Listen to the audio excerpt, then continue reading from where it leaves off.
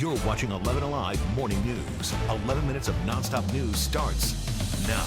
We're kicking off your 11 minutes of nonstop news. Your time now is 6:47. Bringing you big stories affecting your community, a look at your commute, and your very important forecast. Chesley, dealing with the Arctic blast as we're heading into the weekend. That's absolutely right. The rain is pushed out, and we're waiting on that cold air to move in. And it will move in tonight, but how long will it stick around? I'll let you know in the full forecast straight ahead. Yeah, at least we're getting a quiet Friday morning ride. One trouble spot here off to the right with police, 85 northbound, right past Claremont Road as you're heading out of Midtown. But big troubles in Sandy Springs. Jerry Carnes is live in the Thunder Truck.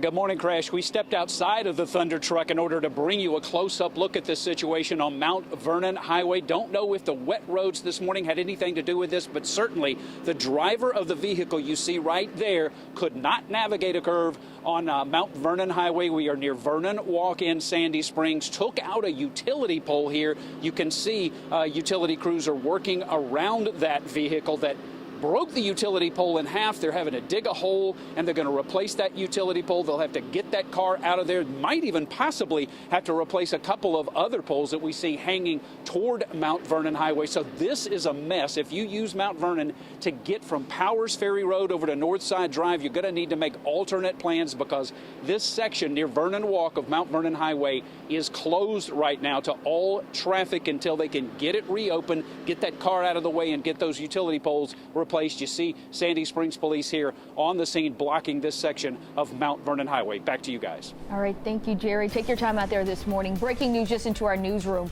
A boil water advisory has been issued for a large part of South Cobb County due to a water main break.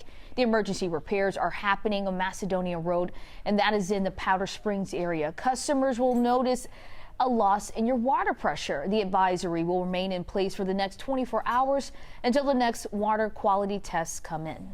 Time now 6:49, continuing your 11 minutes of nonstop news. Remembering a life lost 1 year after a shooting at the site of the Atlanta Public Safety Training Center. Yeah, there was a vigil just hours ago in honor of Manuel Piaz-Teran. Both Piaz-Teran and a state trooper were shot that day as law enforcement officials were trying to clear protesters from the site.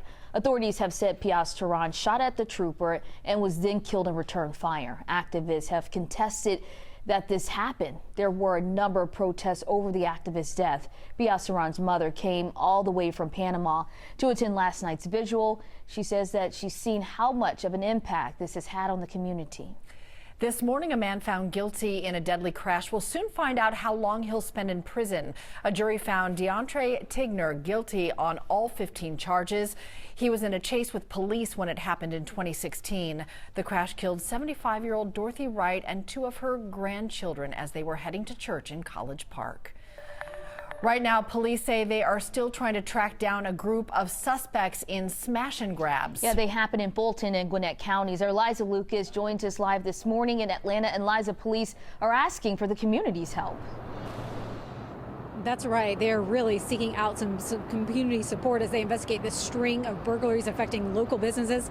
We want to turn to some photos that we have for you this morning that were sent out by Roswell Police. Police believing a group of at least 4 suspects is responsible for attacks on multiple businesses this month, including a bakery, a massage parlor, a nail shop, and a CBD store. Now, police tell 11 Alive that thefts are happening early in the morning, with the thieves targeting the businesses' cash drawers, getting in and out of locations in just seconds. The suspects are believed to be linked to other burglaries beyond Roswell, including in Alpharetta, Sandy Springs, and Gwinnett County. Roswell Police tell 11 Alive that they are working with other agencies. They're utilizing their security cams and their camera network, as well as license plate readers to identify these suspects. But again, they're asking for anyone with any information to come forward. Sending it back to you. Liza, thanks a lot. 6:51. Let's take you live outside now. This is about 4 hours northeast of Atlanta. This is what it looks like right now in Nashville, Tennessee. It's about 27 degrees. They're definitely getting a little taste of winter weather. You see a little snow on the ground and the roads are wet. That was a look at your top headlines. All right, Chesley, we're going to take another drop in temperatures over the weekend. That's absolutely right. We felt it earlier this week. We're going to feel it again as we head into the weekend. Temperatures down into the teens. It's going to feel like the single digits out there. It's going to be a cold weekend. Can't tell you that enough, folks. Today is a transition day for us. We were in the upper 40s yesterday. Today, low 40s at the front, and it's moving through our area as we speak. You see the rain pushing well off to the east of us, so that's done. We're done with the rain. We're done with precipitation. Not worried about that at all as high pressure continues to build in. We do have the clouds over us right now, and even those clouds will start to break up. Our winds will begin to pick up. We're going to see those winds approaching the 20-mile-per-hour range even this morning, and I think it stays that way right on through the afternoon, getting higher than that at times, maybe up to 25 miles per hour. Gusts will be in the 30-mile-per-hour range. So it's going to make it a blustery day. We will have the sunshine in place, and those temperatures should be in the 40s. We're in the 40s right now in a lot of spots. Got some 30s out there as well, but all above the freezing mark. Take a look around. We got 45 degrees right now in Locust Grove and down toward McDonough, 43 degrees over toward Covington. You're at 42 in Noonan, 43 degrees Chattahoochee Hills in South Fulton County, 40 in Powder Springs, 41 degrees in Hiram. Over in Paulding County, Mapleton, you're at 41, 42 degrees in Tucker and DeKalb County, 42 up in Roswell, 43 degrees in downtown Atlanta. That's the way it's going to be. You got to hold on to that hat this afternoon. Those northwest winds up to 20 miles per hour. That's going to blow some things around, folks. 43 degrees will be our temperature right around 3, 4 o'clock, and then we'll watch that temperature fall off. Really won't feel it until later on tonight as we go down into the teens for overnight lows. Along with those winds, it's going to create some problems for us, folks, when we talk about wind chill. Dangerous wind chills will be felt tonight into tomorrow morning. High pressure is building in, so we're going to hold on to the sunshine right on through the rest of the weekend. It's just that cold air. It's going to put a damper on your plans. Not sure if you plan on getting up very early on Saturday morning. Well, guess what? Wind chill advisory in effect. You can see the highlighted counties here. All of our western counties extends over into Hall County, Gwinnett County, Rockdale County, down through Henry County. So places like Juneau, Big Creek, Atlanta, down through Peachtree City, over toward Bremen and Rome. You're looking at a wind chill of a 0 or even 5 below 0. That's the way it's going to feel on your exposed skin. So those of us who have to get out and work Saturday morning, you definitely need to think layers, folks, for your hands, especially your ears, feet, the extremities, and you don't want to spend a whole lot of time outside. So limit your time outside in conditions like this. We're talking about a start temperature on Saturday morning around 16, which will feel like 1 or 0. Starting off at 17 on Sunday morning, it's going to feel like 8 degrees. So yeah, very, very cold right on through the weekend. Here's how it all plays out. Forecast track model. You notice the clouds in place this morning. They get out of the way by mid-morning into early afternoon. We stay with the sunshine looking good. Clear skies tonight, allowing those temperatures to fall off into the teens. We'll start off Saturday morning, very, very chilly.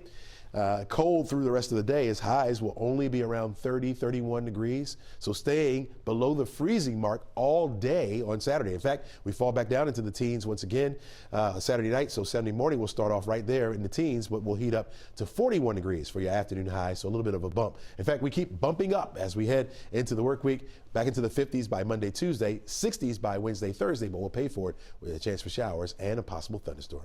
Crash, over to you. All right, Chesley, as we anticipate those freezing temperatures over the weekend, right now it hasn't been a whole lot of a rush hour. You deserve it, okay? I'm going to give you one little problem. 85 northbound past Claremont Road. They're off to the right. That's against the flow of traffic. Nobody really cares. Speaking of the flow of traffic, here comes I-85 starting to thicken up as folks make their way from 316 out of Gwinnett County. So there is a rush hour out there. It's just a little bit of a late departing crowd. And there they are, 85 near Pleasant Hill. Got a few folks out on the road. Hey, if you're out on the road in Sandy Springs, big heads up. Mount Vernon, this is a live look. Mount Vernon Highway shut down basically between Interstate North Parkway and Powers Ferry. This power pole is down. That car struck that pole. Wires are down. Georgia Power is going to be out there for a while. Use Old Powers Ferry Road as an alternate. That'll get you between Powers Ferry and Interstate North Parkway. And obviously, we're going to keep on this one at 11alive.com. Ariana? All right. Thank you, Crash. This morning, there's a new lawsuit from the family of Johnny Hallman, a deacon who died after an encounter with a police officer. The civil rights lawsuit names the city, the police chief, and the officer involved. Body cam footage shows a struggle between Holman and an officer after a minor accident. The officer tased Holman, who later died. This lawsuit claims that his First, Fourth, and 14th Amendment rights were all violated. Attorneys say Officer Kieran Kimbrough's actions were excessive and violated city policies. He was later fired for failing to follow department procedures. The lawsuit alleges there's a pattern of not holding officers accountable. Instance after instance where we cite specific names of citizens who have been the victims of excessive force by City of Atlanta police officers, and the city has followed its playbook. The city says it has made several changes since this incident, including no longer requiring people to sign their tickets and creating a civilian response unit to respond to non-emergency calls. Right now, the Fulton County government is investigating if it should pay reparations as they look into all the money the county made during slavery and decades of injustice. Yesterday, the task force on reparations heard from researchers who say they have identified every slave owner and every enslaved person in Fulton County beginning in the 50s. They were able to do this research through census records. The task force is scheduled to come up with recommendations for the county commission by October. This morning, Spelman students are reacting to a historic $100 million donation. The money is coming from Spelman trustee Rhonda Stryker and her husband. $75 million will go to endowed scholarships for students, and the other $25 million will be set aside for other initiatives, including upgrading dorms. Sunshine will break out by this afternoon, but we're looking at a pretty cool day and very windy out there as well. You're looking at winds around 20 miles per hour for this afternoon. By 6 o'clock, we'll watch that temperature back down into the 30s, going down to the teens for overnight lows tonight. It's going to be a very cold weekend for us, folks. We'll start off in the teens on Sunday morning as well. Enjoy today.